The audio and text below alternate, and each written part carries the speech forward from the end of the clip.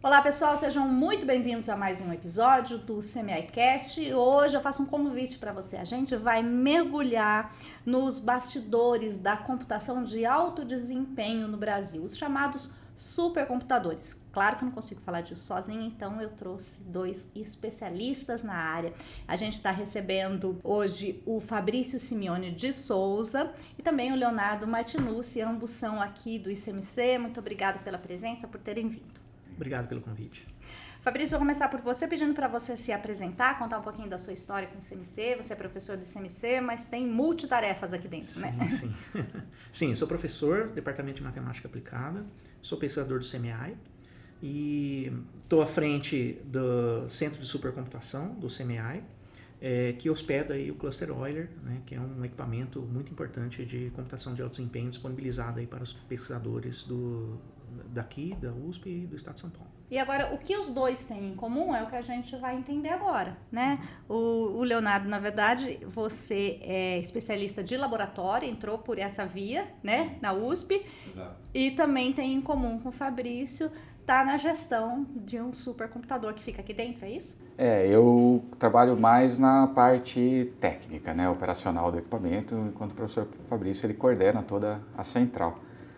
A minha tarefa é mais a mão no equipamento mesmo, né? Mas para que ele funcione é necessário todo um arcabouço aí, político, administrativo, e a gente tenta se ajudar aí nessas tarefas. Eu acho que, assim como a gente está vivendo um monte de novidade, né? O futuro atravessando o presente, às vezes eu me confundo, eu nem sei mais, a gente pensava, né, em IA, robô, alguma coisa do futuro, estão absolutamente presente, né?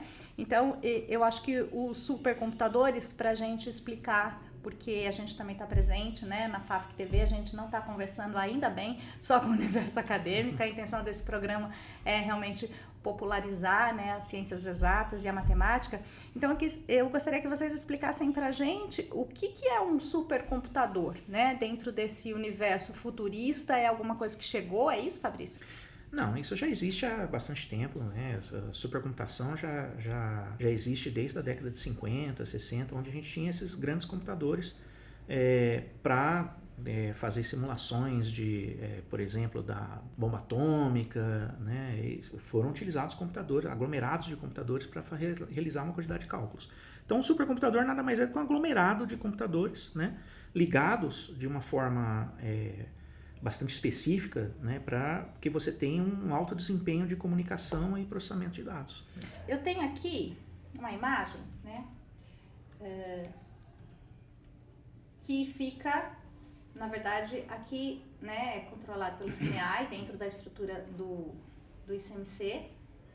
Então, só para a gente, né, olhar juntos, o que me parece é uma quantidade imensa de fio e rack. Sim. Esse é o Cluster Euler, né, que está hospedado aqui no centro de...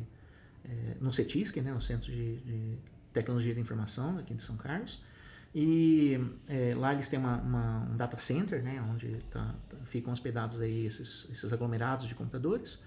E é isso, né, é um aglomerado de computadores ligados de uma maneira esperta, né, de uma maneira... não é só, né, uma quantidade de computadores ligados de qualquer forma, né, tem uma infraestrutura por trás para permitir que isso seja feito com alto desempenho, né? Agora, quem está usando isso nesse caso? Ninguém de perto, por exemplo. Não. É como se ele fosse um servidor Isso. O acesso é coletivo. todo remoto. O acesso é todo remoto e é disponibilizado acesso a pesquisadores associados ao CMI e de fora também, claro. A gente disponibiliza processamento para qualquer pessoa que queira utilizar. O que ela tem que fazer é mandar um projeto, né? Esse projeto vai ser analisado e a gente libera o processamento. E ninguém precisa estar perto dessa máquina, certo? É tudo feito, né, de casa, pela internet, tudo. E só para o Brasil? Como é que funciona? Como é que ele nasceu? Acho que vocês estão expandindo, né, o uso dele, não é isso? Sim, sim. Esse supercomputador foi comprado com verba da FAPESP, né? Foi do projeto CPID-CMI. Um total de 1,8 milhões de dólares de investimento. Uma parte da máquina foi comprada em 2014, foi instalada em 2015, e o restante foi um upgrade que foi feito em 2018. Né? Então, desde o início, houve uma vontade da FAPESP de que esse equipamento não ficasse só restrito ao CMEI, aos pesquisadores do CMEI, mas que ficasse também disponível a todos os pesquisadores do Estado de São Paulo, do Brasil e também de fora. Nós temos, por exemplo, alguns usuários de fora do país que utilizam o equipamento. Léo, eu não consigo te chamar de Leonardo, porque o Léo trabalha com a gente aqui dentro né, do CMEI, a gente tá vendo você aí. E, em algum momento vocês têm que estar presentes, né? Quer dizer, você tipo que monitora um pouco desse trabalho que é feito pelo pessoal, como é que é no dia a dia? A grande parte, o grosso da operação também é feito todo remoto, né? Como o equipamento desse porte, né, e dessa qualidade, ele tem várias ferramentas para poder fazer os mais variados tipos de manutenção e monitoramento, todo remotamente também. E, eventualmente, é claro, a gente tem aqui até o data center para fazer substituição de peças que se desgastam, precisam ser trocadas com o tempo, mas o equipamento é bem resiliente, feito para funcionar de forma remota mesmo, né? Até mesmo para operação e manutenção. Eu tô lembrando aqui de um exemplo, eu dei carona uma vez para uma pessoa que veio aqui para a USP, que falou que coincidentemente usou o cluster. E aí ele me fez uma analogia que acho que eu não vou esquecer nunca mais. Ele falou assim, por exemplo, eu tô aqui de carona com você, né? Então o meu computador, ele iria me obrigar a sair de Limeira e ir até São Carlos a pé. Eu vou desistir. Eu não vou chegar hoje, eu não vou conseguir chegar no meu compromisso e tal. É como se fosse o carro em alta velocidade que me faz chegar em São Carlos. Tá errado isso? Ou dá para explicar alguma coisa nesse sentido, Fabrício? Não tá errado, não. O que acontece é que, como você tem um aglomerado de computadores, né, ligados aí com uma rede super rápida, então eles conseguem executar mais cálculos simultaneamente do que um laptop, por exemplo, certo? E isso é o que a gente mede, por exemplo, em flops, né? Que seria a quantidade de operações de ponto flutuante executadas por segundo. Nossa, mas hoje eu estou muito preparada aqui, hein, Brasil? Olha lá, vamos ver do que a gente está falando aqui, ó. Né? O que é... Vocês estão já navegando no universo flop, é isso? Sim. Que pra gente não é comum, né, para o usuário. Para quem não é matemático, não mexe com isso, não é comum, ou já é? Assim, quando você... Eu tô no Giga, Brasil! Sim. Quando você adquire um computador, né, então, isso não é uma medida muito comum, né, claro, não está ali presente, mas todo processador tem uma medida de flops, né? Que é velocidade? A gente pode pensar assim, quantidade de operações matemáticas por segundo.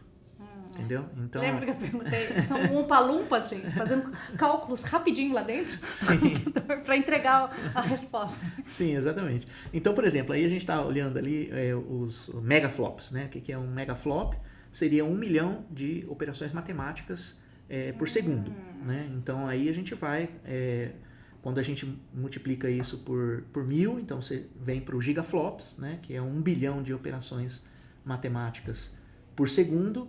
E aí vem os teraflops, que seria 1 trilhão, petaflops 1 quatrilhão, e até o hexaflop, que é 1 quintilhão de operações matemáticas por segundo. E onde o Euler está aí?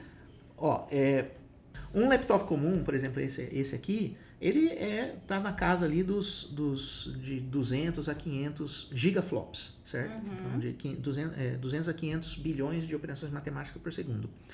O Euler já está na casa dos 130 teraflops, certo? Que seria 130 trilhões de operações matemáticas por segundo, né? Mas vem vindo novidade por aí, porque Sim. Parece que nada dá, né, hoje em dia. E isso tem a ver, gente, com... A gente tem falado muito aqui, né, com cientistas de dados falando, e eu até falei esses dias, eu falei, gente, esses dados nunca existiram. Por que eles estão atropelando a gente, né, no dia a dia? Então, isso tem a ver com essa quantidade de dados que parece que também hoje em dia nunca é suficiente, não é isso, Fabrício? Sim, sim. E aí a máquina tem que ir aumentando porque ela não dá conta. Exato. Ou não, tô errada? Não, você está certa. Quando nós compramos o equipamento e lá em 2015 e disponibilizamos, então foi um salto bastante grande assim em oferecimento de capacidade de processamento. Mas isso foi rapidamente saturado, né? A gente, em poucos meses, assim, a gente já tinha uma taxa de utilização bastante alta, né?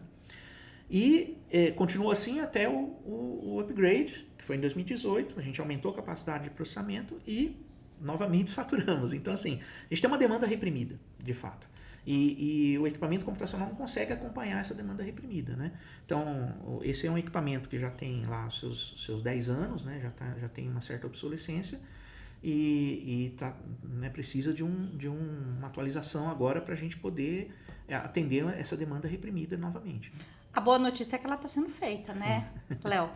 Essa atualização está em andamento, acho que talvez né? o professor Fabrício possa falar melhor sobre isso do que eu, mas sim, a gente tem um planejamento aí, né, de atualizar o equipamento e conseguir atender melhor essa demanda reprimida que o professor Fabrício citou. Como hoje, né, a geração de dados ela cresce numa velocidade aí, bem intensa, a capacidade de processamento desses dados gerados precisa acompanhar essa criação de dados. Para a gente ter uma ideia aqui, a gente vai voltar para falar desse belo upgrade que está sendo dado, né? Os ganhos, quem vai poder se beneficiar com isso e tal. Mas, assim, só para a gente entender um pouco mais do usuário, aí tá com você essa bola, né, Leonardo? Você que lida diretamente com eles, o que te aparece, por exemplo? Quem quer usar esse supercomputador? Tá certo dizer que esse cientista ele não teria uma infraestrutura, não são todas as unidades que tem, não são todas as instituições que tem? Quer dizer, ainda é raro no Brasil onde conseguir um computador desse tamanho? O Cluster Oil ele foi concebido de uma forma híbrida, que a gente chama, né, na essência dele, né, do equipamento, mas no atendimento ele é multidisciplinar. Então, a gente atende desde pequenos projetos, como são dissertações de mestrado, ou um pesquisador ali que tem projetos menores, até grandes projetos com diversos pesquisadores trabalhando em conjunto, e das mais diversas áreas. Então, o que a gente fornece para eles hoje, né, além de disponibilizar essa infraestrutura de uma forma rápida, acessível, resiliente, nós também procuramos atender as necessidades específicas de cada pesquisador ou projeto de pesquisa que nos procura e é associado ao equipamento. Daí são tarefas desde um treinamento básico, né, para a utilização, difere um pouco, né, do uso de um computador pessoal. Então ele precisa, algumas vezes, né, o pesquisador precisa de algum treinamento para poder utilizar. Também oferecemos uma adaptação das aplicações, as aplicações que o pesquisador tem no computador dele para serem portadas para dentro do Cluster Oiler, algumas vezes precisam ser readaptadas para poder haver ganho de desempenho. A gente precisa recompilar muitas vezes código. E a gente também atua algumas vezes dentro do próprio problema do pesquisador, encontrando para ele melhores soluções para que ele consiga ter o melhor desempenho possível da sua aplicação e atingir os seus resultados. Só complementando, essa tarefa, né, é talvez a mais importante quando você tem. Não basta você ter um equipamento de alto desempenho desse disponível. Você tem que ter um treinamento e auxiliar as pessoas a utilizar. Então, vocês fazem uma triagem de quem pode? Porque eu imagino que muita gente queira, que vocês não conseguem dar conta da demanda, ou isso ainda é normal, ainda é ok? Nós temos atendido bastante, só que assim, o equipamento ele tem uma fila, né, para o processamento. Então, os projetos atendidos têm que concorrer internamente nessa fila para processamento.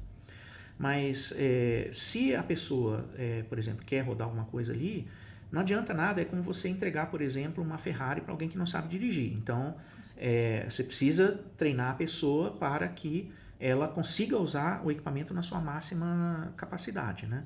Então, essa parte que o Leonardo comentou do treinamento, de acompanhar o pesquisador de perto, etc., é fundamental nesses equipamentos de alto desempenho disponíveis aí. Né? Onde estão esses supercomputadores no Brasil? Não é uma coisa tão rara, a gente não vê em todas as instituições de ensino, por exemplo. Vê, Fabrício? Não vê. A gente vê em algumas instituições, certo? Que é um investimento bastante alto, né? Então, por exemplo, a gente estava falando do Euler, que foi um investimento de quase 2 milhões de dólares, né? E quanto nesse upgrade, você tem ideia de que está sendo gasto? Nós executamos agora quase 1,4 milhões de dólares. Né? Mais 1,4. Mais 1,4 milhões de dólares, né? Para atualização do Euler. Então, assim, é um investimento bastante alto, né? Em termos assim, de aquisição do equipamento. E, além disso, o equipamento precisa de um investimento muito grande, porque, veja, se vocês pensarem o tanto que gasta de energia elétrica um computador, se você juntar um aglomerado de computadores, ele vai gastar, né? Você multiplica aí pela quantidade. A gente quer saber, para a gente parar de reclamar da nossa conta lá de casa, quanto custa uma conta de energia do Euler, por favor? Alguém tem? Não? Você tem ideia quanto sairia ali? A gente tem a ideia do consumo, porque o custo, né, da energia ele é arcado pela universidade, né? Sim. Mas você não paga esse boleto? Não, é uma conta da universidade mesmo. Mas deve ser algo astronômico. Hoje a instalação atual, né, essa legada, ela consome cerca de 50 kW, né, de potência, né? Eu não sei fazer a conta aí para consumo de hora, né? Até o fim do programa a gente volta com essa conta de quanto custa o boleto da energia do Euler. Desculpa, Fabrício, vamos voltar. Mas então, você estava dizendo que, obviamente, que o custo é altíssimo de manutenção. Exato. Você tem, além do custo de energia elétrica, você tem também questões associadas com refrigeração, porque uma máquina dessa, ela dissipa muito calor e é preciso uma refrigeração bastante adequada para você manter um equipamento desse. Então, isso também é somado ali na conta. A disponibilização do equipamento, né, um equipamento que tem que ficar disponível 24 horas, né, 7 dias por semana, né, para os pesquisadores.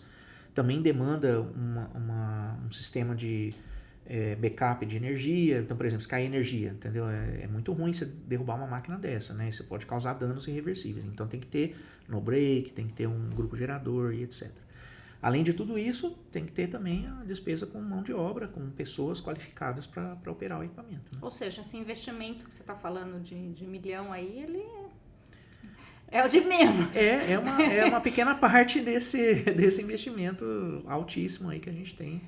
Mas então, a minha pergunta era sobre ser ou não escasso esses centros no país. Você até trouxe pra gente é como se fosse uma lista, né?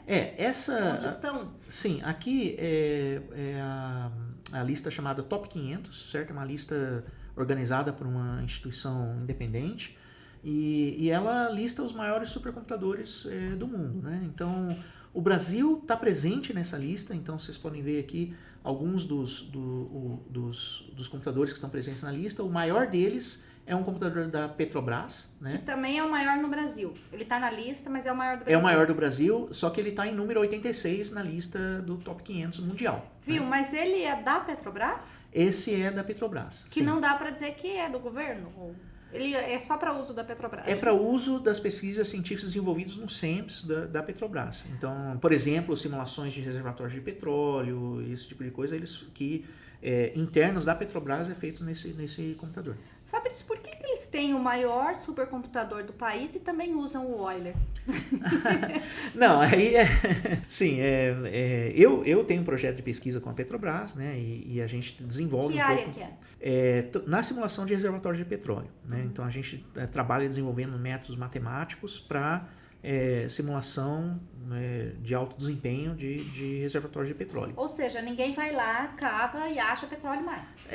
Tem que ter conta para onde vai, como vai. Tem toda uma engenharia por trás, claro, e você tem que fazer uma predição de onde tem, etc. E essas predições são todas realizadas com modelos computacionais, né? Então, o que eu faço é desenvolver uma pequena parte, uma forma de você aumentar o desempenho, reduzir, por exemplo, o tempo computacional em modelos cada vez mais complexos, né? E aí a gente fala também do Santos Dumont, que ele vem ali, né? Está ocupando lugar de 107 no mundo, é isso? Isso. E seria hoje o segundo nacional? O segundo nacional, sim.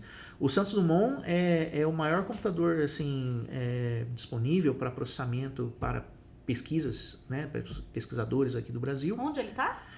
No Laboratório Nacional de Computação Científica, o LNCC, que fica na região serrana do Rio, em Petrópolis. Dragão também é Sim, da Petrobras? Também da Petrobras. Olha lá, gente, tudo é da Petrobras. Sim, a Petrobras domina, né, porque ela tem um investimento muito grande. Ela tem bastante interesse nessas simulações de petróleo, né, então ela domina bastante. Mas isso me faz pensar que para quem é um pesquisador de qualquer outra área, ele não tem muito para onde correr. Para isso existem esses centros, né, que, por exemplo, como o nosso Centro de Supercomputação do CMEI, como o Senapad na Unicamp, né, tem outros Senapads também disponíveis no Brasil, né, e o próprio Santos Dumont, que é um centro maior, né.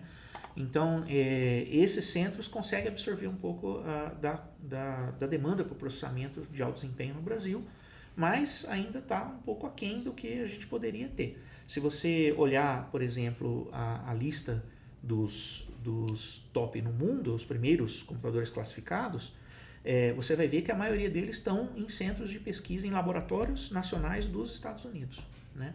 Como o LNCC que hospeda o Santos Dumont. A gente tem essa conta aqui, né? Esse é no mundo. Isso. Então aqui são as primeiras posições do top 500. Isso dá para, por exemplo, entre o primeiro do mundo e o primeiro nosso, a gente está como? Muito atrás? Se você olhar aqui, se você quiser olhar em termos de capacidade, né, de processamento, esse computador aqui, que é o El Capitan, é um computador que está no Lawrence Livermore National Laboratory, que é um laboratório dos Estados Unidos de pesquisa científica, né? Ele tem 1.7 exaflop, ou seja, 1.700 petaflops, né? O Santos Dumont, se eu não me engano, estava em quanto lá? Acho que tá. Não lembro o número certo, acho que é 19. Isso. Para ter uma ideia, o Pegasus está com 19 petaflops e o Santos Dumont com 14 petaflops. Mas, gente, era 1.700. 1000 vezes mais. Exato. Fabrício, todo mundo que senta aqui, a gente conversa sobre isso, de que nós temos tanto caminho para percorrer ainda, né? Na questão da ciência de dados, né? Sim. Se você olhar, volta na outra lista, só para ver uma curiosidade, né? É isso.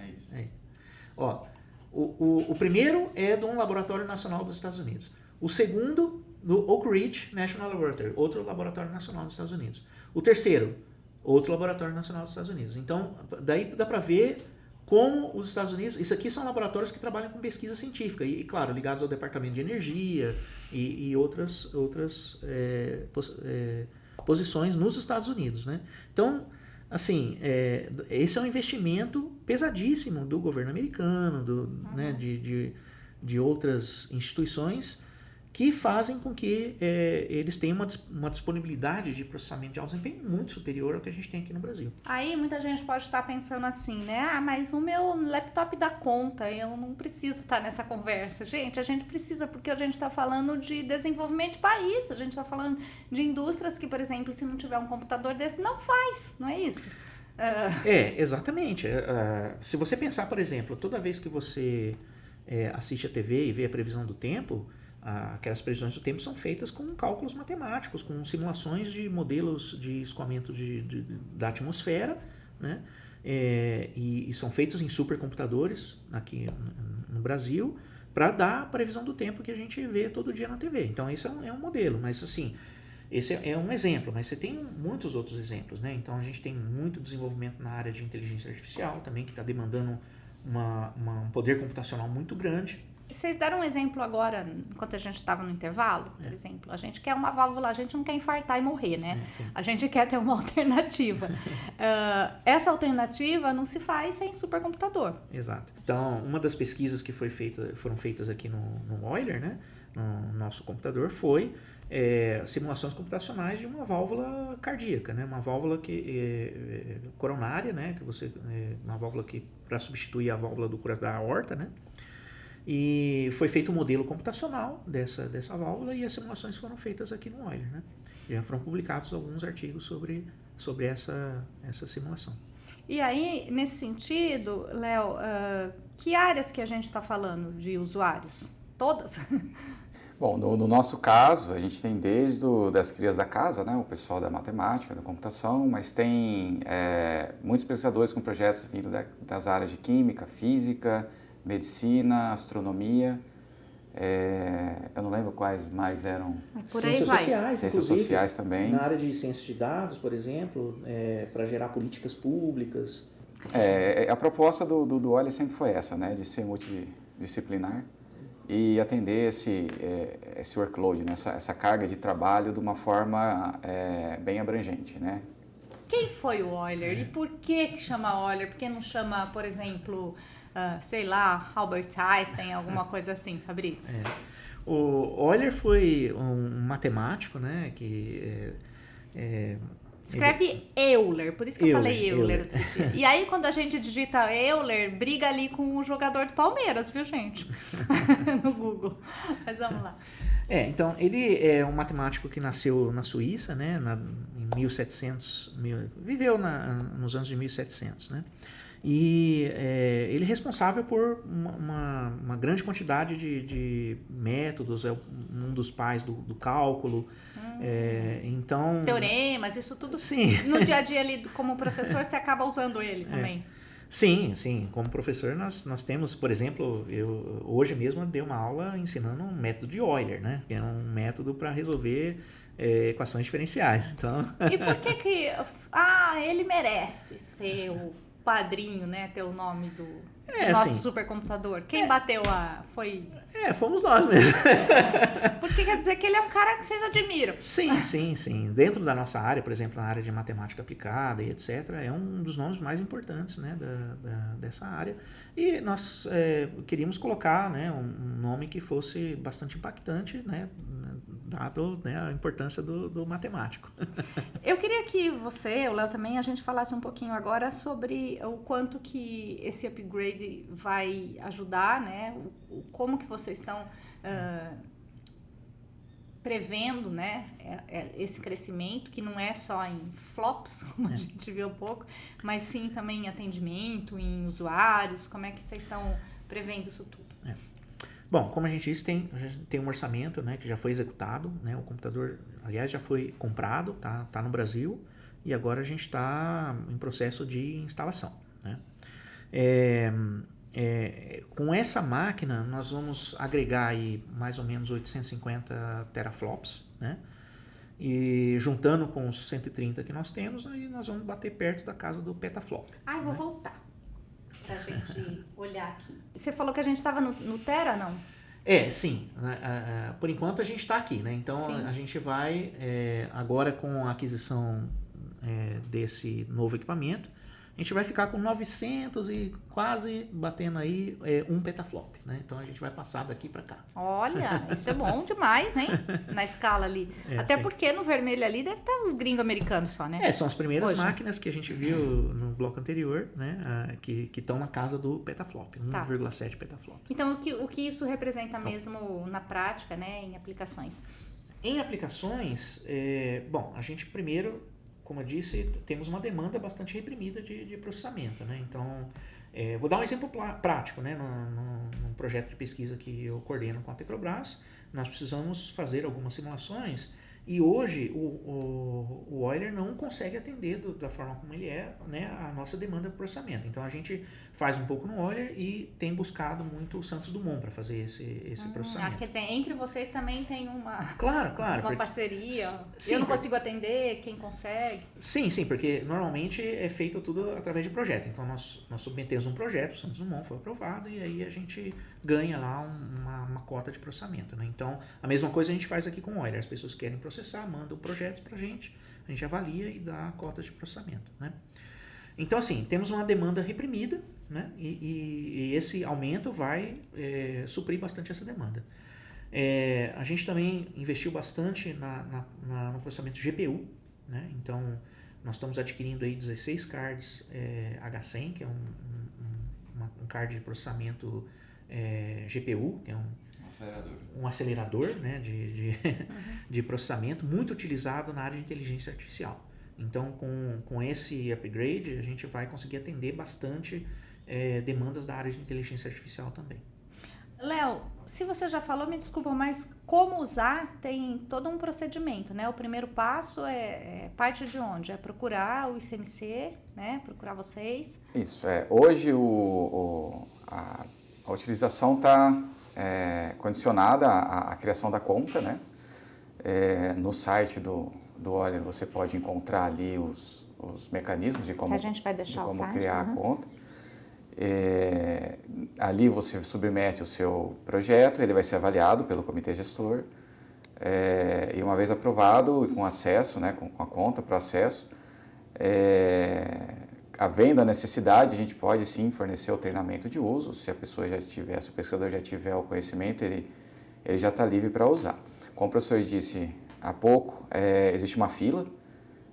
Então, uma vez que o pesquisador tem o seu problema, ele modela ele, submete para essa fila de submissão, o computador, o supercomputador, o Euler, ele vai receber esse trabalho e vai alocar ele dentro dos nós de processamento da melhor forma possível. Então, você submete, coloca ali a sua demanda, o processador executa e retorna os resultados. Mais ou menos essa é a dinâmica de uso hoje em dia. E aí você tem um tempo determinado para usar. Você não pode, né? Ou termina o projeto e vai para próximo. Isso vocês é que administram. Isso. Quem pode usar? O projeto, uma vez submetido e aprovado, ele tem um prazo de utilização que pode ser renovado a partir de solicitação de renovação, com preenchimento de relatórios, que a gente tem que entregar toda essa documentação para a FAPESP também. E ele pode ser prorrogado até que o pesquisador consiga atingir ali seus resultados, seu objetivo. Como que vocês enxergam agora, né, essa questão um pouco de ser ainda difícil de conseguir o uso, não é tão popular assim, né? O governo, como é que está nesse sentido, Fabrício? Porque a gente está vendo aqui, até pelo que vocês estão falando, é uma luta, né? Graças à FAPESP, né? Que vocês, eu vejo a luta que é de aprovar projeto, de pedir. Não é fácil também a vida de vocês de pedinte, né? De dinheiro. E você vê um aceno, assim, né? Do governo nesse sentido de assim, popularizar os supercomputadores, vamos dizer assim? Tem agora que foi divulgado recentemente um plano nacional, né, de investimento na área de computação de alto desempenho voltado para a inteligência artificial principalmente, né? Só que assim, ainda não temos nada concreto desse plano assim, em termos nacionais. Aí a gente tem os investimentos, por exemplo, a FAPESP. A FAPESP fez um grande investimento agora, né? Temos aliás, a USP faz parte de um consórcio de universidades, né? São 3 universidades paulistas, mais universidades federais e algumas particulares, né? Que estão no consórcio do C3SP, que vai ser um centro de computação de alto desempenho do Estado de São Paulo, investimento da FAPESP de em torno de 50 milhões. Então a FAPESP investiu um pouco, né, em computação de alto desempenho com esse centro. Esse centro ainda não foi executado, né? Quer dizer, tem uma parte burocrática bastante importante. Né? Eu ia falar sobre isso. Quer dizer, até chegar esse upgrade, que é quando você fala, os equipamentos estão no Brasil, vocês percorreram um caminho gigante, né? Exato. É uma cifra alta, né? É dinheiro público que tem que ser usado com muita responsabilidade. Nesse sentido, tem um planejamento já antigo, né? Essa aquisição nova, ela tem já 1 ano já entre planejamento e execução para conseguir atingir o melhor resultado possível de uma forma eficiente, sem desperdício de recursos. E abrange desde questões administrativas, né? Até as questões técnicas. Porque eu imagino que não tem esses equipamentos no país, né? Ou tem? Não, são importados. E é feito, no nosso caso, né, uma tomada de preços ali entre os possíveis fornecedores. Não são tantos fornecedores que existem sobre esse tipo de equipamento.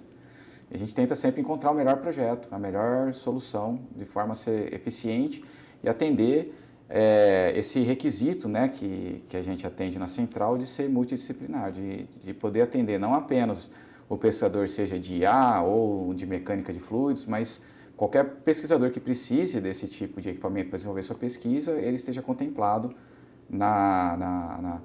nas capacidades, né, do equipamento. Nos Estados Unidos, por exemplo, é mais popular esse uso? Vamos chamar assim? Você tem uma disponibilidade muito maior de recursos. Disponibilidade, não popular, Não, mas disponibilidade de uso mesmo. Quer dizer, é mais fácil para que as empresas ou os pesquisadores tenham acesso? Vamos dizer assim, se você está, por exemplo, numa universidade, é muito mais fácil você ter acesso, por exemplo, a universidade pode ter já o próprio recurso, né, de equipamentos locais, e é muito mais fácil a universidade ter acesso, por exemplo, a esses supercomputadores dos laboratórios nacionais e etc. Né? Então, para eles, certamente, é muito mais fácil. E no Brasil, como é que vocês veem o futuro dos supercomputadores? Assim, a gente tem batalhado bastante para conseguir investimento, não é fácil, né? Então, mesmo dentro da USP, a gente não consegue, assim, convencer os dirigentes de que é uma área importante, né? A gente tem tentado bastante, tem batido bastante nessa tecla, principalmente com o desenvolvimento de áreas como inteligência artificial, ciência de dados e outras áreas. Mas, assim, temos conseguido avançar, né? Então, o C3SP foi um avanço bastante importante no estado de São Paulo. É uma máquina que, quando instalada, ela ainda não vai ser maior do que o Santos Dumont, mas vai ficar bastante perto e vai absorver uma grande demanda de processamento. Esses centros funcionam melhor se eles forem organizados em níveis, né? Então a gente tem uns tiers. O Santos Dumont, por exemplo, é o que a gente chama de tier 0, que seria um centro, né?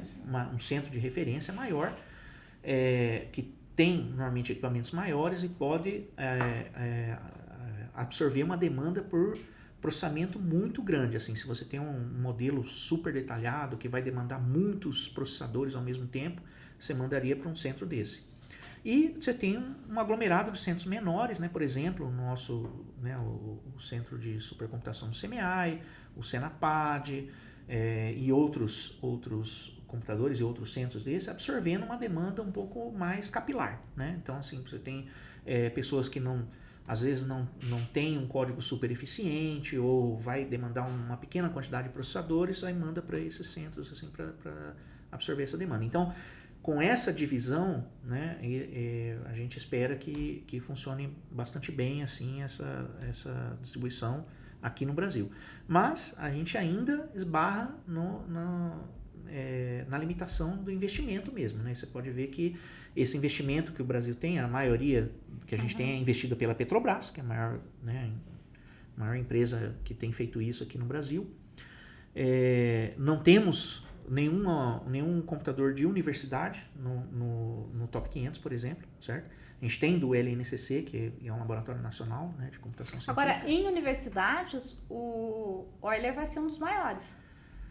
Sim, nós temos já outros equipamentos. Tem um computador na Unicamp que tem mais ou menos 800 e poucos teraflop, né? Uhum. Não é um equipamento multiusuário como o Euler, que atende assim, uma quantidade grande de pessoas. Uhum. Ele atende um grupo talvez mais restrito. Mas o Euler vai ficar mais ou menos na mesma capacidade de processamento, talvez um pouco mais, né? A gente está falando aí de 900 teraflop, 950 teraflop contra 800 e pouco, né? Então, uma diferença pequena. A gente não consegue não fazer uma relação entre supercomputadores e desenvolvimento econômico e até mesmo social, né, Fabrício? Exato, né? Eu acho que está relacionado com tudo que a gente conversou aqui, né? Super relacionado. Então, inclusive, até como a gente tem falado, né, todas essas áreas, né, de pesquisa, não só a pesquisa científica, mas questões mais ligadas assim, ao dia a dia, ao cotidiano da pessoa. Por exemplo, a questão de ciência de dados em políticas públicas, né? Se você ter a capacidade de processar uma grande quantidade de dados. A gente tem, por exemplo, dados de criminalidade aqui. E aí você tem uma grande quantidade, por exemplo, câmeras pegando Sim, falamos imagens. sobre isso num episódio com o professor Nonato. Sim, então essa grande quantidade de dados tem que ser processada de alguma forma. Esse processamento, né, tem que ser feito num equipamento desse, certo? Você não pode fazer um processamento desse num laptop que... Ou seja, realmente... a gente está falando que até para a gente melhorar, avançar em questões de violência, a gente precisa de um supercomputador. Sim. E eu acho que os supercomputadores também, eles estão relacionados com uma velocidade maior de pesquisa aplicada, né, na prateleira. Vocês não veem dessa forma? Cada vez mais, sim. Então, tendo a disponibilidade de processamento, você abre caminho para desenvolvimento, né, de cada vez mais de aplicações mais importantes. Essa aplicação que a gente comentou, por exemplo, da válvula cardíaca. Quem não quer encontrar mais petróleo? Aplicações em petróleo, né, aplicações na área agrícola, né, a gente tem diversas aplicações nessa área, em química, em física. Então, se a gente não tivesse essa disponibilidade computacional, essas aplicações teriam né, assim, a gente não teria um desenvolvimento grande nessas áreas. E como a gente falou, essa velocidade, né, veio rasgando tudo. A inteligência artificial, a gente está falando em computação quântica, né? Então, o que vocês fazem, na verdade, é o suporte para que isso tudo aconteça. Não é essa base um pouco? Sim.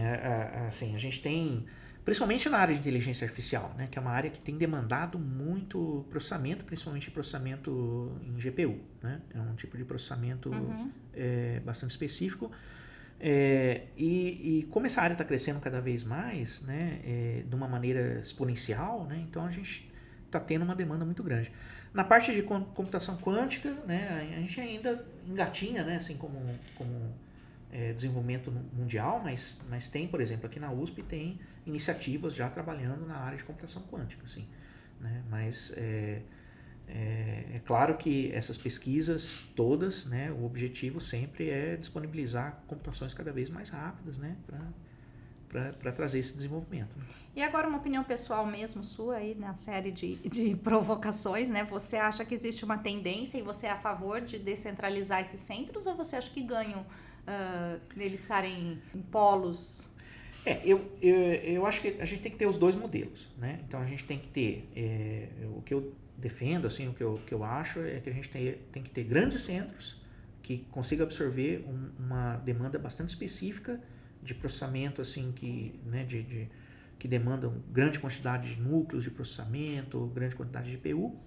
E você tem que ter os pequenos centros que conseguem absorver mais a capilaridade. Porque, assim, se você mistura tudo isso no grande centro, né, você vai impactar o desempenho também dos grandes projetos. Então, se você tem essa estratificação, a coisa funciona melhor. Então, acho que tem que ter as duas coisas. Porque, por maior que seja uma empresa, se ela não for do tamanho de uma Petrobras, ela não consegue ter um centro desse, né? Exatamente. E tem uma questão aí, no caso dos centros menores, eles servem como escada para o próprio pesquisador, né? Porque, como já dito anteriormente, não basta você ter o equipamento, você tem que saber utilizá-lo de uma forma eficiente. Sim. Então, os centros menores, eles acabam, como é o nosso caso, a gente acaba conduzindo, né, o pesquisador desde do início, do primeiro contato dele com esse tipo de tecnologia, até que ele possa, o problema dele, o código dele, vamos dizer assim, ele possa ser utilizado no equipamento de maior capacidade, como seria o caso do Santos Dumont. A gente já vai ter que finalizar daqui a pouquinho, mas antes disso, nós estamos dentro de uma universidade, né? Formação de pessoas, e eu vejo que às vezes é uma luta, né? Não tem ninguém pronto para fazer isso. Então aí nós estamos falando de uma baita área, né? De atuação. Sim, é uma área bastante interdisciplinar também, né? Então, assim, quem, por exemplo, estaria interessado em trabalhar com computação de alto desempenho, podem vir de cursos assim, tipo matemática aplicada, ciência da computação, estatística e ciência de dados, né? Então esses cursos todos tem uma interface bastante grande com computação de alto desempenho. Né? E aí, o que você diria para quem está começando? Porque ele já tem que viver esse fascínio, né? De fora das disciplinas e olhando. Você não tem uma disciplina supercomputadora ainda, tem? A gente tem algumas disciplinas, quer dizer, que oferecem algum treinamento, né, nas bases, né, de computação de alto desempenho, né, algumas voltadas para a área de computação, outras voltadas um pouco mais para a área de matemática aplicada, mas na universidade, assim, se você está cursando um curso como ciência da computação, como matemática aplicada, etc., você tem a opção de fazer algumas disciplinas assim nessa área. Considerações finais? Eu acho que a gente falou de tudo, né, Leonardo? Mais uma vez, vamos deixar o caminho para entrar, né, para se candidatar, para começar a usar o site. Sim. Né? Exato. Que está até dentro do CME. E lá vocês têm as informações também, né, de como... Tá tudo, acho que tem um tutorial lá de como usar, né? Tem todo informação ali, pelo menos inicial, né, de como utilizar e tem também de como conseguir o acesso, né, tudo ali no site do próprio cluster. E a gente espera aí atender da melhor forma possível todos que tiverem interesse de se associar ao equipamento e levar a sua pesquisa aí adiante. Lá na cidade dos Jetsons, que a gente vai morar logo, a gente vai ter supercomputador em casa? Como é que você vê? Não, nós não estamos falando sobre isso, né? Não, acho que ainda não. Quer dizer, bom, a gente vê um progresso, assim, se você voltar aí 50 anos, né, ou um pouco mais, ninguém tinha computador pessoal, né? Então os computadores foram reduzindo, né? O que a gente pode ver no futuro é que talvez um laptop desse, né, ou um próprio celular, tenha uma capacidade de processamento perto desses supercomputadores que a gente vê hoje. Né? Assim, a gente ainda está andando, né? A gente tinha o 250, agora a gente já está falando em 1 tera, né? Mas para chegar no flop tem que comer muito feijão. Né? A gente tem limitações físicas, né? Claro, o poder de processamento, né, tem uma barreira física, né, a ser quebrada, né? Então, se essa não barreira é tudo nuvem, como a gente está imaginando ainda. Né? Precisa de fio, a gente viu, precisa de hack, precisa de servidor, né? Mas, eventualmente, se a pesquisa, por exemplo, avançar muito na área de computação quântica, etc., esse negócio pode acontecer. Gente, computação quântica é um tema que eu vou querer trazer aqui, mas vai ficar para um próximo episódio. Por hora, eu agradeço, né, a participação de vocês, a disponibilidade de estar com a gente aqui no CMEcast. Obrigada, Fabrício. Obrigada, Léo. Muito obrigado. Convite. Valeu. E a gente tem sempre um programa novo, todas as quintas-feiras, né, às 9 horas da noite, na FAFC TV. E também dá para você acompanhar a gente nas nossas redes sociais. O programa tá no nosso canal do YouTube e é feito para você, para popularizar a matemática, para divulgar ciência. Assista, comente, converse com a gente, que em breve a gente está de volta com mais um episódio. Obrigada.